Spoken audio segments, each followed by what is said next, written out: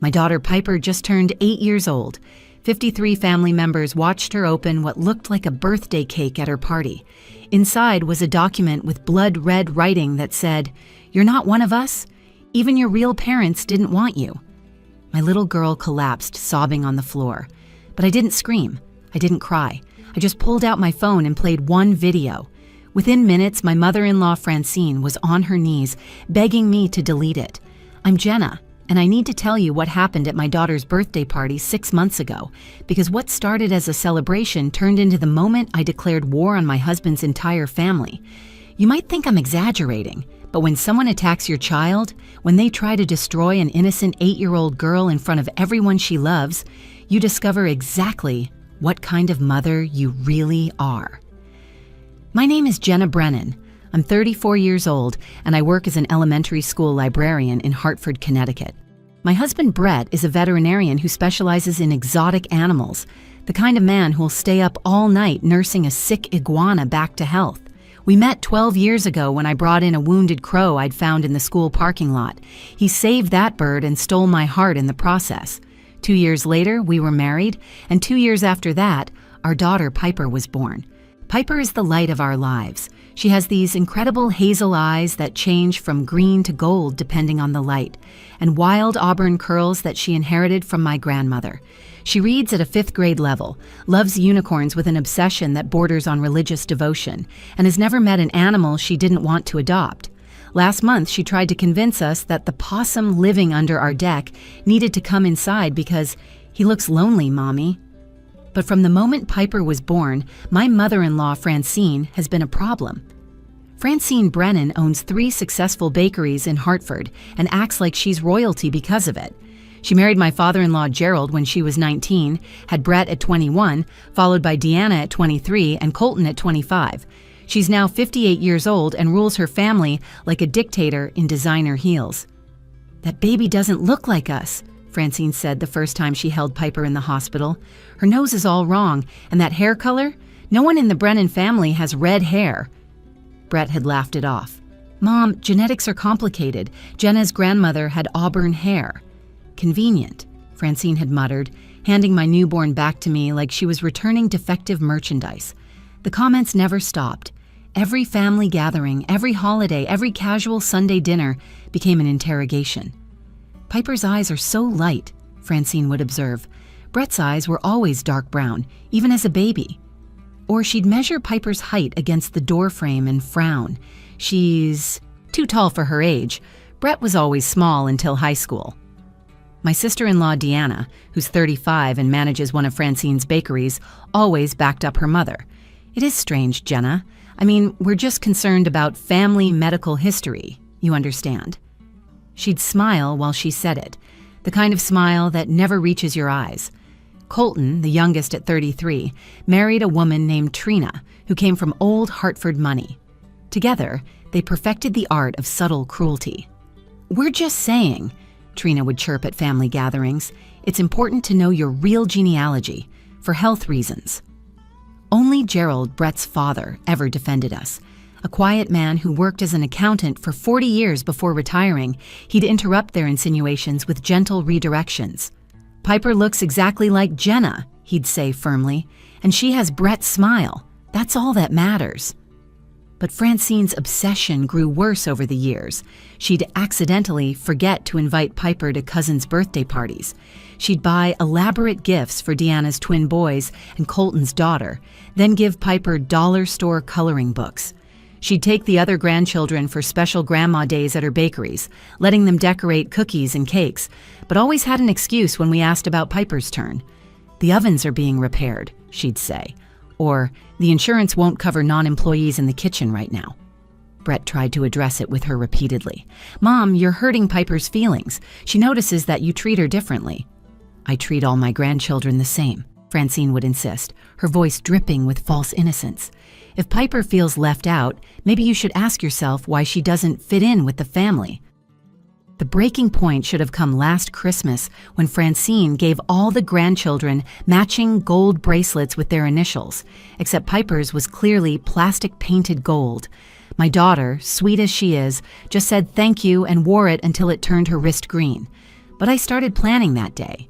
I knew Francine would escalate and I needed to be ready. What I didn't know was that she'd already been planning something so cruel, so calculated that it would destroy her own family in the process. She thought she could break my daughter, humiliate me, and drive us out of the Brennan family forever. She thought wrong. Because what Francine never understood about librarians is that we're researchers at heart.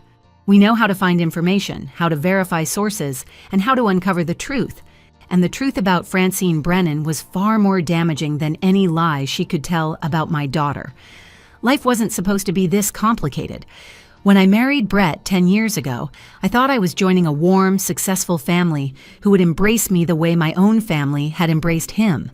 My parents, Rosa and Dennis, had welcomed Brett like the son they'd always wanted. My dad taught him how to fix cars in our garage, and my mother sent him home with containers of her famous arroz con pollo every Sunday. My sister Meredith joked that Brett was the favorite child she'd been replaced by, and my brother Nolan flew him out to Chicago just to go to Cubs games together. Our home in West Hartford reflected everything Brett and I valued. It wasn't the sprawling mansion Francine lived in, but our 4-bedroom colonial had character. I'd painted the library room sage green and filled it with floor-to-ceiling bookshelves. Brett had converted the basement into an examination room where he could treat injured wildlife after hours. Our backyard was a paradise for Piper, complete with a swing set, a vegetable garden she helped me tend, and a collection of bird feeders that attracted cardinals and blue jays year-round. I loved my job at Morley Elementary School. Being a librarian wasn't just about checking out books. It was about watching 6-year-olds discover that reading could transport them anywhere. It was about helping struggling readers find that one book that would change everything. It was about creating puppet shows for kindergartners and hosting poetry slams for 5th graders. My principal, Dr. Patricia Hawkins, often said I had transformed the library from a quiet room into the beating heart of the school. Mrs. Brennan read us the best dragon story today, kids would tell their parents at pickup. She did all the voices and everything. Brett's veterinary practice specialized in exotic animals, which meant our dinner conversations were never boring. I performed surgery on a chameleon today, he'd announce, still amazed after all these years. His owner drove 3 hours because we're the only clinic that handles reptiles. But every Sunday, we had to face the Brennan family dinner at Francine's house. The mansion sat on 3 acres in Glastonbury, complete with a pool, tennis court, and a kitchen that looked like it belonged in a magazine. Francine would hold court at the head of the dining table, her platinum blonde hair perfectly styled, her nails manicured, her clothes always designer labels I couldn't pronounce. "Jenna, dear," she'd say, examining my outfit with barely concealed disdain. "Is that dress from Target? How practical of you." The insults were always wrapped in false sweetness. A librarian, how nice, though I suppose someone has to do the simple jobs. Or Brett could have married Dr. Morrison's daughter. She's a cardiologist now. But I suppose love makes us do foolish things. Deanna would sit beside her mother, nodding along. She'd inherited Francine's sharp features and sharper tongue. "Piper seems so different from my boys," she'd observe. "Marcus and Theo are so obviously Brennans. They have the family chin." Her twins, now 10, were spoiled beyond belief. Francine bought them dirt bikes, gaming systems, and designer clothes. They attended private school and spent summers at camps that cost more than my monthly salary. Colton and Trina were equally insufferable. Trina came from the Ashford family, old Connecticut money that stretched back to the Mayflower. She decorated their home entirely in white and beige, and their daughter, Scarlett, 7, wasn't allowed to play outside because it might dirty her clothes. "We're considering the Brightmoor Academy for Scarlett," Trina would announce. "Where does Piper go again? Public school? How diverse that must be." The way she said diverse made it sound like a disease. Gerald tried to keep peace. He was everything Francine wasn't. Quiet, thoughtful, genuinely kind. He'd worked as an accountant at the same firm for 40 years, never missing a day, never complaining. He wore the same style of khakis and polo shirts he'd worn since the 80s, and his idea of excitement was finding a new bird species at the feeder. "Piper's school has an excellent reputation," he'd interject when the criticism got too harsh. "Public education built this country." "Gerald, please," Francine would snap. "Don't be naive." 3 months before Piper's 8th birthday party, something shifted. Francine became obsessed with ancestry websites and DNA testing. "Everyone should know their heritage," she announced one Sunday. "I'm having the whole family tested. It'll be fun." Brett refused. "Mom, that's unnecessary and invasive." "What are you hiding?" Deanna asked, her eyes glittering with malice. "Nothing," Brett said firmly. "We just don't need to prove anything to anyone." That's when I noticed Francine watching Piper more intently, studying her features like she was memorizing them for some future purpose. She'd take photos of Piper when she thought I wasn't looking, and I caught her measuring Piper's height against her own grandchildren. I should have known she was planning something, but I never imagined she'd go as far as she did. The birthday party was supposed to be perfect. We'd rented the Elmwood Community Center, a beautiful space with high ceilings and huge windows that let in natural light. I'd spent weeks planning every detail. Purple and silver streamers twisted from the ceiling beams, unicorn balloons clustered at every table, and a hand-painted banner reading, "Happy 8th Birthday Piper," stretched across the main wall. I'd even hired a face painter and a balloon artist to keep the kids entertained. My parents had driven up from Richmond 2 days early to help with preparations. My mother, Rosa, spent Friday night making 3 types of empanadas while my father, Dennis, assembled party favor bags at our kitchen table, grumbling good-naturedly about the amount of glitter involved. "This stuff gets everywhere," he complained, finding sparkles in his gray beard. "I'll be shining like a disco ball for weeks." My sister Meredith arrived Saturday morning with her twins, Logan and Lucy, who immediately started helping Piper arrange the unicorn centerpieces I'd ordered. My brother Nolan flew in from Chicago that same morning, carrying an enormous wrapped gift that he refused to let anyone touch. "Uncle Nolan, is it a real unicorn?" Piper asked, bouncing on her toes. "Better," he promised.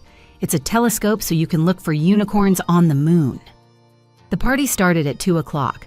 Piper wore her favorite purple dress with layers of tulle that made her feel like a princess, and a silver tiara I'd bought specially for the occasion. Her auburn curls were pulled back with sparkly clips, and she'd insisted on purple nail polish to match her dress. "Mommy, this is the best day ever," she squealed, hugging me for the 10th time that hour. Families started arriving right on time. Brett's cousins came with their children, my coworkers from school brought their kids, and Piper's classmates ran in with presents and excitement. The community center filled with the sound of children laughing and adults chatting over punch and appetizers. Then the Brennan family arrived. Francine swept in wearing a cream-colored suit that probably cost more than our monthly mortgage, carrying an enormous pink box instead of a wrapped present. Deanna followed with Marcus and Theo, who immediately started complaining that the party games looked babyish. Colton and Trina arrived last, with Scarlett in a white dress that seemed completely inappropriate for a children's party. "Where should I put this?" Francine asked, gesturing to the pink box. "It needs to be the centerpiece, of course." "That's where the cake is going," I explained, pointing to the designated cake table. "This is the cake, dear." Francine smiled, but her eyes were cold. "I insisted on making it myself. After all, I am the professional baker in the family." Brett looked confused. "Mom, we already ordered a cake from Santino's bakery." "Cancel it," Francine commanded. "No grandchild of mine is having a store-bought cake when I own 3 bakeries." To avoid a scene, we called Santino's and apologized for the last-minute cancellation. They were understanding, though we still had to pay for it. Francine positioned her pink box on the cake table like it was a piece of art in a museum. The party continued with games and activities. The face painter transformed children into butterflies and tigers. The balloon artist created elaborate swords and flowers. Piper was radiant, running from friend to friend, her laughter filling the space. When it came time for cake, Francine took control. She clinked a spoon against her glass, demanding attention from all 53 guests. "Before we sing to my granddaughter," she announced, emphasizing the word granddaughter strangely, "I have a very special surprise. Piper, darling, come open your special birthday box." Something in her tone made my stomach drop. I looked at Brett, who seemed equally puzzled. Gerald was frowning from his seat near the window. "Go ahead, sweetheart," Deanna encouraged, her phone already out and recording. "Open your surprise." Colton had positioned himself for the best angle, his phone also recording. Trina was smirking behind her hand, whispering something to another cousin. Piper approached the pink box with the excitement only a child can have for surprises. She lifted the ornate lid carefully. Inside, instead of a cake, was a white document box tied with a red ribbon. "What is it, Grandma Francine?" Piper asked, confused but still smiling. "Open it and read it to everyone," Francine commanded. Piper untied the ribbon and lifted out a document. Her 8-year-old eyes struggled with the formal text. "Mommy, I can't read this writing. It's all red and scary looking." I moved forward, my heart pounding, and took the paper from her small hands. As I read the words, my blood turned to ice. In large red letters across the top, "Proof of infidelity, DNA test results." Below it, "You're not one of us. Your mother cheated. Even your real parents didn't want you." The room went completely silent. You could have heard a pin drop on the community center's hardwood floor. I didn't explode. I didn't scream. Something cold and calculated took over me, like a switch flipping in my brain. While Meredith rushed to pick up my sobbing daughter, while my mother Rosa gasped in horror, while my father Dennis stood with his fists clenched, I became perfectly, dangerously calm. "You want to talk about DNA tests, Francine?" I said, my voice steady as steel. "Let's talk about DNA tests." Brett looked at me in confusion. "Jenna, what are you doing?" I pulled out my phone from my purse, the same phone where I'd been collecting evidence for 3 months. 3 months of preparation for whatever Francine might do, though I never imagined she'd sink this low. "You know what's interesting about family reunions?" I asked the room, though my eyes never left Francine's face. "People drink wine. They get comfortable. They tell stories they probably shouldn't." Francine's perfectly composed face showed the first crack. "What are you talking about?" "Last summer at your family reunion in Martha's Vineyard, your cousin Lorraine had quite a bit of Pinot Grigio. She told me the most fascinating story about your teenage years." "Lorraine is a drunk," Francine spat. "Nothing she says means anything." "Maybe," I agreed, swiping through my phone to find the video file I'd saved in 3 different cloud services, just to be safe. "But you know what does mean something? Documentation, records, birth certificates from 1982. Gerald stepped forward. "Jenna, what's going on?" "Your wife has been keeping a secret for 43 years, I said, connecting my phone to the community center's AV system. Thank God for all those library tech workshops I'd attended. The Samsung screen mirrored perfectly to the large TV mounted on the wall. "This is ridiculous," Deanna interjected. "Mom, tell her to stop this nonsense." But Francine had gone pale. She knew exactly what was coming. The video started playing. There was Lorraine, Francine's first cousin, sitting with me at a picnic table at the reunion. Her voice was slightly slurred but clear enough. "You know what kills me about Francine? She acts so high and mighty, judging everyone else's choices. But she had a baby at 17. Got knocked up by some drummer in a band called the Midnight Rebels. Can you believe it? Her parents shipped her off to one of those homes for unwed mothers in Vermont. She gave the baby up for adoption and came back like nothing happened." The community center erupted in whispers. Brett stared at his mother in shock. Gerald's face had gone from confused to devastated. But I wasn't done. I swiped to the next file. "This is a report from the private investigator I hired," I announced, the document appearing on the screen. "Catherine Mitchell, born April 15, 1982, in Burlington, Vermont. Adopted by David and Patricia Mitchell of Boston. Graduate of Boston University, married to Thomas Chen, mother of 2. She's been searching for her birth mother for 20 years. I swiped again. Here's her letter to the adoption agency, asking for any information about her biological parents. It says, "I don't want money or to disrupt anyone's life. I just want to know where I come from. I want to know my medical history for my children. I want to know if I have siblings." Francine's legs seemed to give out. She grabbed the edge of a table for support. "But here's the really interesting part," I continued, my voice growing stronger. "When Catherine finally tracked you down last year, you rejected her. You told her never to contact you again. You threatened her with a restraining order if she tried to reach out to your family." Gerald's voice was barely a whisper. "Francine, is this true?" "It was before you," Francine cried out. "It was before I met you. It has nothing to do with us. 26 years of marriage and you never told me you had a child?" Gerald's quiet demeanor cracked completely. I told you everything about my past, everything. And you had a daughter you gave away? I pulled up one more document on my phone. Now, let's address this fake DNA test you created to hurt my daughter.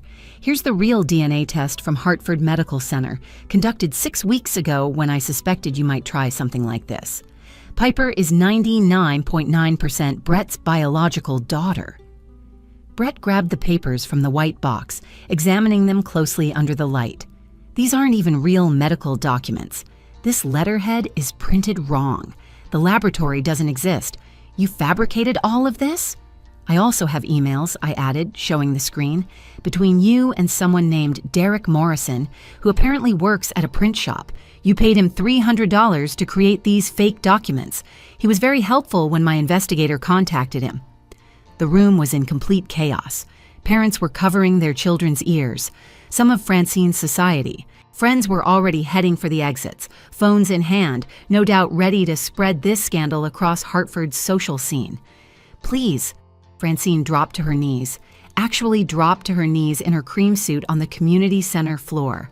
Please, Jenna, delete it all. I'm begging you. Gerald stood up slowly, his face ashen, his hands trembling as he gripped the back of his chair. In 26 years of marriage, I'd never seen him look so devastated. This quiet man who'd spent decades supporting his wife's ambitions, defending her harsh judgments, and making excuses for her cruelty was finally seeing the truth. Francine, is this true? He asked, his voice breaking. Gerald, I can explain, Francine stammered from her position on the floor, her designer suit crumpling against the hardwood. Is it true? Gerald roared, and the entire room jumped. Sweet, mild-mannered Gerald, who never raised his voice, who solved every problem with patient discussion, was suddenly a man transformed by betrayal. It was before you, Francine cried, tears streaming down her face, ruining her perfect makeup. I was 17. My parents made me give her up. It meant nothing. 26 years, Gerald said, his voice dropping back to a whisper that was somehow more devastating than his shout. 26 years of marriage, and you never told me you had a child? When we struggled to conceive Brett, when we went through months of fertility treatments, you never thought to mention you'd already had a baby? But I wasn't done. The investigator I'd hired had been thorough, and Francine needed to understand the complete destruction of the facade she'd built. I pulled up another document on my phone, casting it to the TV screen. Here's something else interesting. 3 weeks ago, you went to a laboratory in Stamford. You paid cash, used a fake name, and submitted DNA samples. But here's the thing about security cameras, Francine. They record everything. The screen showed grainy but clear footage of Francine at a desk, filling out paperwork. The real test results from that lab show exactly what the legitimate test shows. I continued. Piper is Brett's daughter. But you paid someone named Craig Hoffman, a lab tech with gambling debts, $5,000 to create a second falsified report. He kept your text messages. I showed the messages on screen. Need the results to show negative match. Payment ready. This is fraud. Could lose my job. $10,000 then. Half now, half after. Brett was pacing now, running his hands through his hair. You paid $10,000 to destroy an 8-year-old child? Your own granddaughter? She never looked like us, Francine screamed, finally standing up, her composure completely shattered. That red hair, those light eyes. She looks nothing like you, Brett. She looks exactly like my wife, Brett shouted back. And even if she didn't, even if she was adopted, even if she was purple with polka, Dots, she's my daughter. Mine, how dare you? Deanna tried to salvage something from the wreckage. Mom was just trying to protect the family legacy. If there were doubts about Piper's parentage, it could affect inheritance issues. What inheritance? Gerald asked coldly. The money Francine earns from her bakeries? That's hers. My retirement funds? Those go to my children and grandchildren equally. There was never any fortune to protect, Deanna.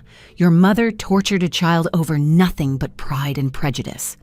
Colton, who'd been recording everything, finally lowered his phone. Mom, this is beyond repair.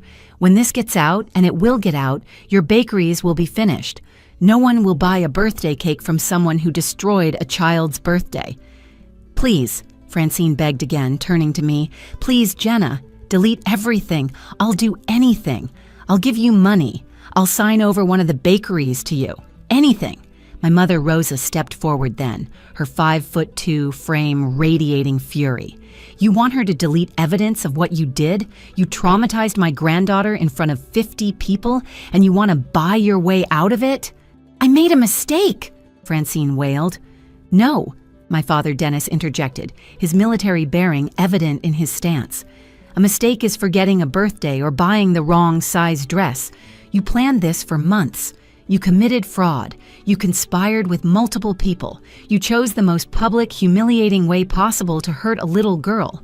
That's not a mistake. That's evil." I knelt down next to Piper, who was still crying in Meredith's arms, her little body shaking with sobs she couldn't control. "Baby, look at me. Look at Mommy." Piper's tear-stained face turned toward me. "Why doesn't Grandma Francine want me?" "Because Grandma Francine is sick in her heart," I said loud enough for everyone to hear. "Sometimes people are so unhappy with themselves that they hurt others. But you are loved, you are wanted, you are precious, and nothing anyone says will ever change that." Then I stood and faced Francine one more time. "You want me to delete this? Here are my terms, and they're non-negotiable. You will pay for Piper's therapy for as long as she needs it, with no cap and no time limit. You will transfer ownership of your newest bakery, the one in West Hartford, to a trust fund in Piper's name for her college education. You will write a letter of apology to be held in trust until Piper is 18, when she can decide if she wants to read it. And you will never, ever contact my daughter again, unless she chooses to contact you when she's an adult." "That's extortion," Colton protested, though his heart wasn't in it. "No," Brett said firmly. "That's consequences." The party ended with Francine signing a legal agreement that my brother Nolan drafted right there in the community center. As a contracts lawyer, he never traveled without his laptop, and he had a standard settlement template that he modified on the spot. Francine's hands shook as she signed it, mascara streaking down her cheeks in black rivers. Deanna, Colton, and Trina slunk out without saying goodbye, their heads down, their phones already buzzing with messages from people who'd witnessed the catastrophe. Gerald left without speaking to his wife. He stopped only to kiss Piper on the forehead and whisper, "You're my granddaughter, sweet pea. Always have been. Always will be." Then he walked out with his shoulders straight and his decision made. The rest of the family stayed to salvage what they could of Piper's birthday. My sister Meredith cranked up the Bluetooth speaker and started a dance party. My dad performed card tricks and terrible jokes until he got Piper to crack a small smile. Even some of Brett's cousins who'd been horrified by Francine's behavior stayed to support us, helping serve the backup sheet cake we'd frantically ordered from the grocery store. That night, after tucking Piper into bed with extra stories and her favorite stuffed unicorn, Brett and I sat on our front porch with glasses of wine neither of us could drink. "How long have you known about my mother's secret?" he asked quietly. 3 months, since the reunion when Lorraine got drunk. I hired the investigator the next day because I could feel your mother building towards something. I just never imagined she'd go this far." "You protected our daughter like a warrior," Brett said, pulling me close. "While I stood there frozen, you fought back. I'm sorry I didn't see what my mother was capable of." "Family makes us blind sometimes," I replied, leaning into his warmth. "We want to believe the best about the people we love." 6 months have passed since that birthday party, and the aftermath has been both devastating and healing. Piper goes to therapy twice a week with Dr. Jennifer Martinez, a child psychologist who specializes in family trauma. Some days are harder than others. Piper still asks why Grandma Francine was so mean to her, and I tell her the truth in age-appropriate ways. Some people carry hurt inside them for so long that it turns into anger, I explain. Grandma Francine gave away a baby when she was young, and that sadness got twisted into meanness.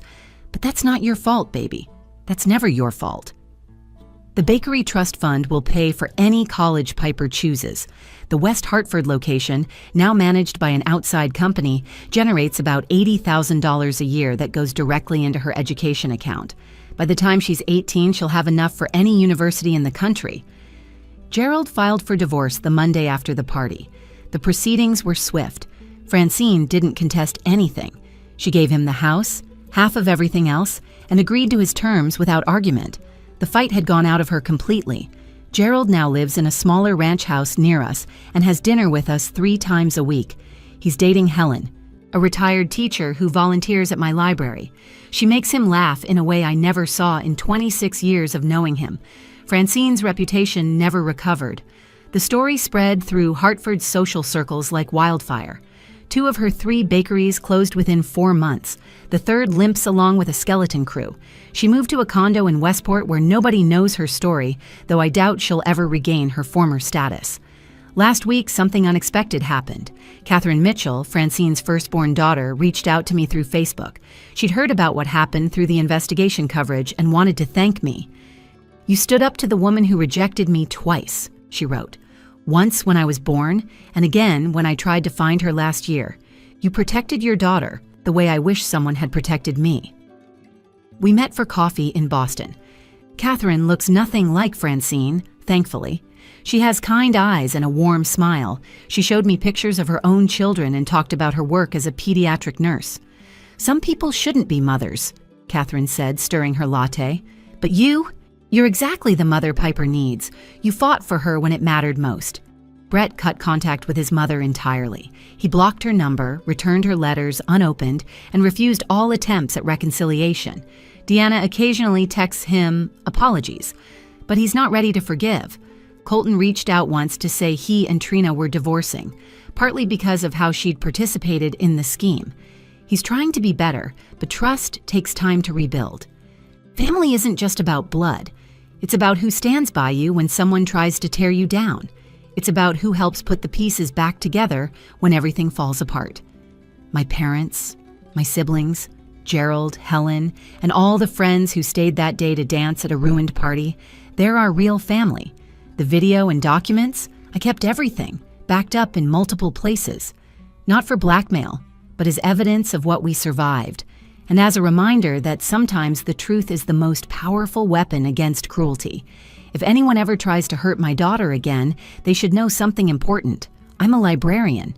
I know how to research, document, and build an airtight case. I know how to find information people think is buried forever. And most importantly, I know how to tell a story that ends with justice.